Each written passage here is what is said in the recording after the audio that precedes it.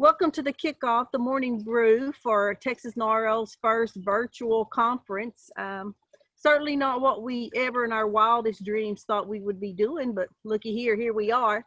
So I said I am going to travel. Even if I couldn't go to the hotel, I am going to travel. So I have traveled to the far corners of my backyard. So I hope everybody else is in a place that you at least enjoy and not quarantined or sick. And I hope your family and everybody is doing well. It's some scary, crazy times. I'd like to introduce Sonny Shaw, our National NARO president. I'll give you a little bit to say your good mornings, and then we have a few questions for Sonny. Wonderful. Thank you. Good morning, everybody. I have traveled to the far reaches of my office. Came in this morning and getting my day rolling. I see that some of you are doing the same thing, so very good. I know that at this crazy time, though, your offices have also become, your backyard, your dining room table, or some spare corner of your house, and kudos to all of you. The work still must go on. It has been a really strange time. I mean, when this started and we had to cancel the conference for DC back in March, I thought, well, we've got one conference that we won't be having. Little did I realize we would have 3 national and all of these state and regional conferences, as well as who knows what next year will bring. So it's definitely a different time, and we keep hearing this phrase, the new normal. But one of the things that I think stays consistent is that despite a new normal, our work goes on, right? The families that we serve still need us. They still count on us to do the important work that our agencies do and make sure that despite everything that they may be going through, job loss, educating children from home, all of that, that we are working to make sure that they still have stable roofs over their heads. So thank you guys. Thank you for doing that. I truly do believe you're doing the Lord's work. People don't tell you thank you often enough, so I'm telling you thank you on their behalf. Thank you for the work that you do. And I'm kind of scared about questions because, it's going to be Beverly, I guess, asking them. So who knows which direction this might go. But I'm super glad to be here with you guys bright and early. And thank you for those of you who are making the effort to join us first thing this morning. Hey, Sonny. I'm so glad to have you. They're easy questions. I know you know the answers to all of them. But first, what possessed you to decide one day to wake up and say, I think I want to be the president of NARO? And then kind of tell us about your journey, what it took and what it was like getting here. Yeah, like many of you, I've been in NARO for a long time. NARO is family to me. I think that that's one of the things that we're all missing is the chance to get to see each other and give each other that big hug instead of the virtual wave and the high fives. So the first thing that pulled me in with NARO was just this feeling of family. And I actually have a necklace that says, because I believe my purpose is bigger than me. And I think that really speaks to what the work of NARO is. Our purpose is bigger than any one of us individually. So I was drawn to NARO, but I will tell you, my very first conference was in Atlanta. It wasn't our most recent experience in Atlanta, so it would have been, 14 years ago, maybe 12 years ago. And I remember sitting back in the very back of the room, and I was a little bit surprised because everybody knew each other and everybody was hugging and high-fiving, and I was like, well, I don't know these folks, but I kind of want to be part of this group. And even then, though, I didn't think I would be president of NARO. That wasn't on my agenda at all. And in fact, how I kind of came to think about it was somebody you all know and love, Mr. Carl Ritchie. And he caught me on an elevator at his retreat when he was not his retreat, but when he was going in to be senior vice president, so President Merritt's retreat. And he's like, I think you should consider running for NARO office. I was like, nope. And from then on, for about the next 24, 36 hours, I avoided him. I would see him coming my direction and I would dodge down another hallway, or I would, push the button really quickly so the elevator door would close. And because that was just a conversation I wasn't in a position to have, because, I've always been, I pride myself on being what is the song from the Unsinkable Molly Brown? I'm a girl who can't say no. I'm in a terrible fix. I always say, come on, let's go, when I ought to say nix. And so, I'm a worker bee, like all of you guys. Y'all are worker bees. you dive in, you roll up your sleeves, you get the job done. But I never thought that it would be leading the entire organization. I'm more of a behind the scenes kind of girl. But finally, during that conference, Carl did catch up with me, and we sat down and had a drink. And I said, well, let me go talk to my husband and see what he thinks about it, because, you know, we're a team. And so that's when I started diving into the campaign. And you guys know that it was a contested election. And my dear friend Alric was, you know, my opponent, but we don't like to call each other opponents. We're friends. And I was the one who was blessed to, I guess, win that election. But here we are with a year no conferences, a year not together, but still doing the important work. Beverly, though, what possessed you to decide you wanted to be president? I still wonder that sometimes. Mainly my friends that encouraged me, but I started out in Texas Noro, quiet, shy, bashful in the back of the room, and someone invited me to a committee meeting, and I went and spent 2 years there. That was PD. But then the next term, I moved over to member services, and I kind of found my people. I found my home. I'm, like you said, I'm a worker bee. We kind of like being the hostess with the mostest, planning fundraisers, but it's like I found my people. So from then on, Naro kind of became a passion, I loved it. I was VP twice of 2 different committees, and then secretary. So it just seemed a natural step to, I'm getting older. So I thought, well, if I'm going to do it, I'm going to have to do it. So with the encouragement of my friends, Billy and Betty, I decided to do it. Like you, it was a contested race. It so happened to be my birthday partner, my Yvette. We share a birthday. We kind of started together on committees, so we never thought of each other opponents. And we, even during our campaign, we stayed friends. We said there's not going to be a loser, because no matter who gets it, we're both going to win, because we're going to stay friends. We're going to work together, and it's been great. I didn't like the election. I didn't like the campaigning. Had I known going in that's what I was going to have to do, I probably would have fought a lot harder. Ironically, on the survey, though, the membership indicated that was something they really liked, which surprised me, because Yvette and I did not like it. But now then, I'm president, she's vice president. Life is good, other than we're doing this remotely. But it just kind of evolved, but it's a passion for Naro. So let me see what else I have for you, Miss Sunny. And you know, while you're looking, I'll just share that I had the same feeling with you. I think that it's really important to be out and get to visit with the members, because the thing that I did like about campaigning was traveling the country and meeting people I would have never met before and hearing amazing stories. It did feel kind of like I was in a year-long commercial campaign. So it was, you know, it was tiring, but I really did appreciate getting to meet all the members on the campaign trail. So. Yeah. Well, you did a good job, and we're fortunate to have you and to know you. And we can't thank you enough for participating in our Texas and our Southwest meetings. It means a lot to the membership to have our national leadership come and share words of wisdom and offer their support. You know, looking back through our presidents, I think the first one I really personally knew was Preston, and then followed by Steve. And then Carl, and now you, and everybody's got such a unique style, and all great leaders. They're all passionate, but everybody has such a different style, whether it's quiet and reserved. Some have been louder, not calling Preston out at all, but you know, just different styles. And I think that's great. It keeps it from being a monotonous or you know, boring. It's always different. But can you kind of describe your style or your leadership techniques and advice? Sure.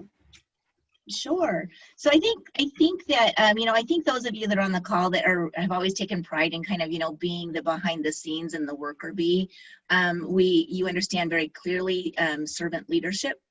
And that's always been my approach is I'm in a position to serve and do what the organization needs me to do. or what our membership needs me to do, and work to bring us all together. So that has really been one of the things that I had been concerned about going into my term, was, you know, like a disjointedness between states and regions and national. And I wanted to work to try to bring us closer together in that regard, because I think that we're stronger when we're all united and on the same front. It's been challenging because I haven't been able to come to the states, and I haven't been able to come to the regions. And so it's difficult for me to kind of like, I like to wrap my arms around people and just, you know, hold people together and introduce people and make those connections between folks. So that has been challenging. I'm really grateful for the opportunity to participate at this level and try to connect and meet people and say, you know, I want to hear your stories. I want to know about you. And there's ways that I may be able to connect you with other people. What are your goals? What are your dreams? What are your ambitions? And how can I help with that? And so it's really, my style has been servant leadership. People probably wouldn't believe it, Beverly, but I'm a little bit more reserved than maybe most people think, because I have this ability. I've been blessed, and thank you, with this ability to, you know, turn it on and be a social butterfly when I need to be. But I also am this shy 7th grade girl still who is like, wow, I got to get up and talk in front of all these people. I don't know if I'm going to be able to do it. So I know that lots of folks get really surprised by that fact about me. So although I'm not as outspoken and loud maybe as the most extreme, I'm probably not the most quiet and reserved as our most guarded. I'm probably somewhere in the middle, but really with a hopeful focus of servant leadership. And Beverly, I see that a lot in you. I see servant leadership a lot in you, because I think that you really are about the members and making sure that their experience is beneficial. And so I may be wrong, but that's what I think is one of your leadership styles that's too. true. I am more content behind a table selling raffle tickets. I'm also passionate about scholarships, so I'm much more comfortable behind the table selling tickets than I am behind the podium with the whole room wondering what stupid thing I'm going to say next. That's me too. We know it's going to happen. We just don't know what. So I'll fill you in on a little secret. So my husband, his degree is in English. And so he's always, you know, he critiques, you know, he goes through my articles that I write with a red pen and all this stuff. But he says, you never know what's going to come out of your mouth. And he goes, the problem is, he says, you'll be talking along and you'll say a word and I'm going, that's not a word. That's totally not a word. But if it was, you used it in the right context, I think. And so that's me too. I get up and I start speaking and I get on a roll and then I'm like, oh, I think I just totally made that word up. So you and I are the same in that regard. Yeah, I said I have found my hidden talent. It's figuring out my whole foot will fit in my mouth. So taught me my talent. Let me see what else we have. What is the most enjoyable thing about being president of NARO? The members. I mean, you know, there's, you know, this last year we've had to negotiate out of contracts, as you guys know, for hotels, and we've had to work on canceling speakers and all of those things that can be challenging. You know, day-to-day operations of an organization the size of NARO, I mean, keep in mind we've got over 20,000 members. So the day-to-day operations, although important because we want our organization to succeed and live on through this time, but it's the members that really are my fuel. You know, that's where my jam is, and being able to have that connection with people and, you know, get that hug, stop and maybe, you know, compare stories about grandbabies or hear stories about how you were able to successfully house somebody that was homeless, or you had a veteran that had struggled repeatedly with homelessness issues, or you know, how you were able to save a family's housing for them so that those babies could still have school at home and have a home where they could do their school instead of in a car.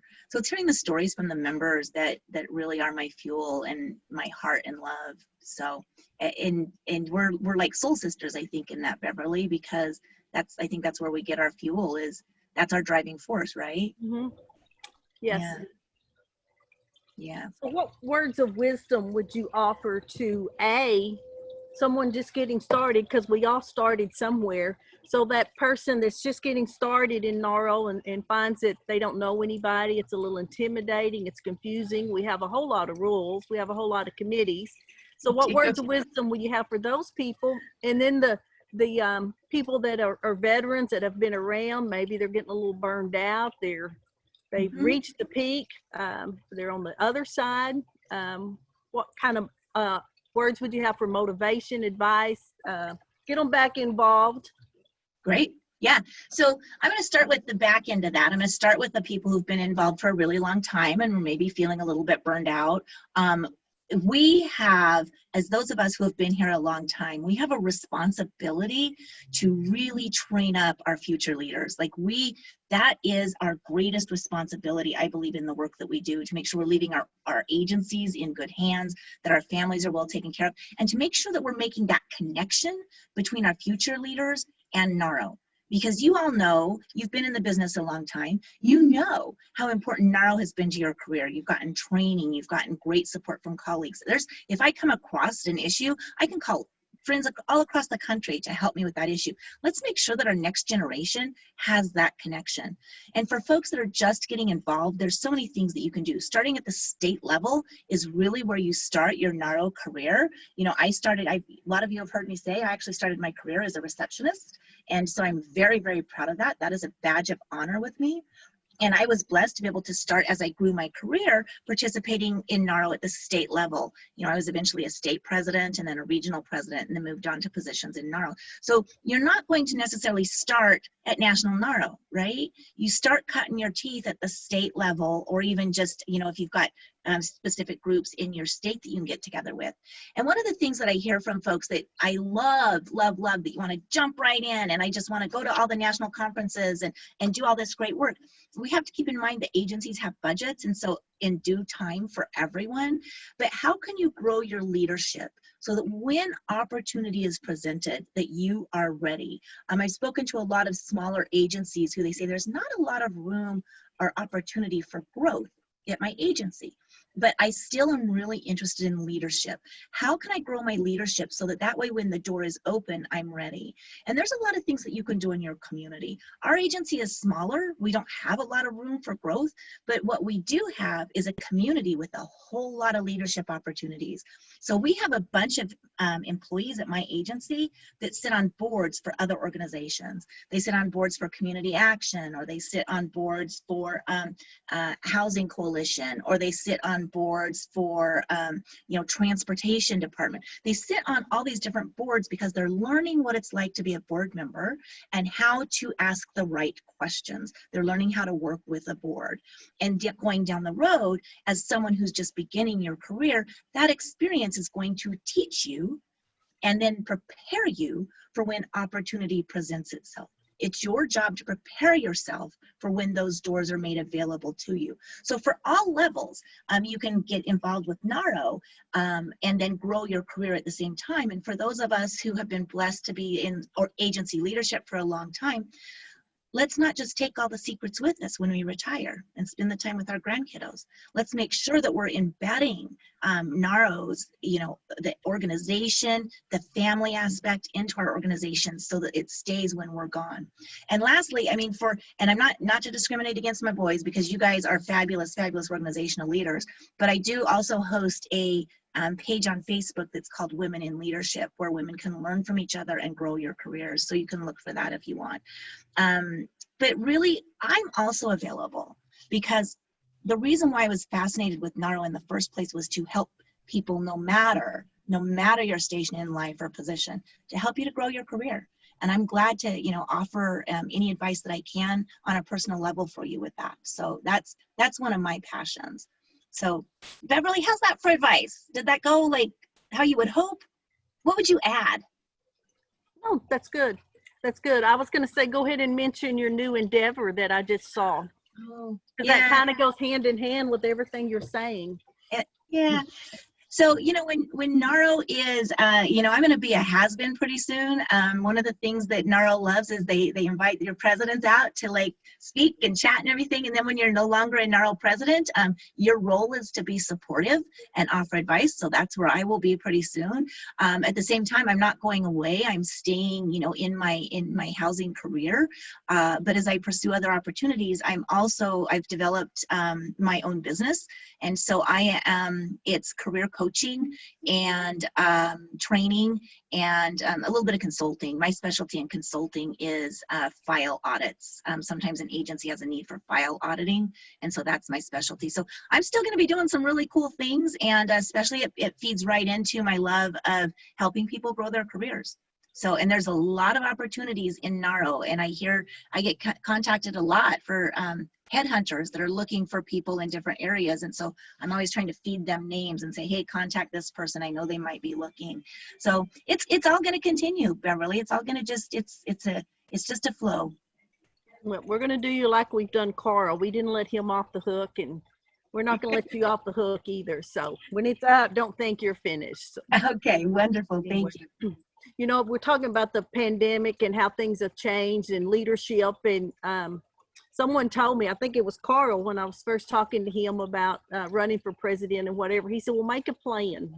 Make a really good plan, be thorough, plan it out, do your pros and cons, have a really, really solid plan. He said, when you get it all written out, take it to heart, pray on it, memorize it, but then don't plan on it. So that's kind of how the pandemic has been. We've got this big plan, but you can't plan on it. So that's kind of been my words of wisdom. And I'm pretty sure it was my brother Carl that told me that. But I was intently listening and trying to memorize it all till I got to the very end, and I thought, yeah, that's true. So don't plan on it. Roll with the flow. We've got about 5 minutes, so I wouldn't be a fellow Nini if I didn't ask you about a certain little person that's come into your life. So we have to have one grandma story. Oh my gosh. How about the first time I held him, I just started crying. I didn't ever realize, you hear people talk about the beauty of a grandbaby. And I am in a situation where our daughter is actually my stepdaughter. So there's things that I'm learning along the way with her, because I didn't know that. I was just telling Beverly earlier, I didn't know that a baby got teeth starting at like 3 months old. I thought it was a couple months later. So there's just things I'm like, I didn't know that. People they say to us, well, wasn't he fussy? I'm like, no, we had no idea until we're like, oh, there's 2 teeth right there. So yeah, I'm learning so many really cool things. He's the most joyous thing. I can just show you a picture really quickly if you've got a second. Because I'm so proud, Let's see, my most recent picture. There we go. Oh, Isn't that just yeah, he's a keeper. Yeah, he's a keeper. He's a keeper. So yeah, he's just COVID has been rough. But we had that new baby this year in June, and it's refreshing because it took me out of some of my pity parties and made it so I'm just like, you know what, Sonny, focus on this beautiful little baby. And then we started with virtual conferences, and I get to see all your faces because I've been kind of having a little bit of a pouty attack about that for 6 months too, because I hadn't seen anybody's faces. So getting to see all of you is wonderful. And for those of you that were brave enough to turn on your cameras, thank you. I love getting to see your faces.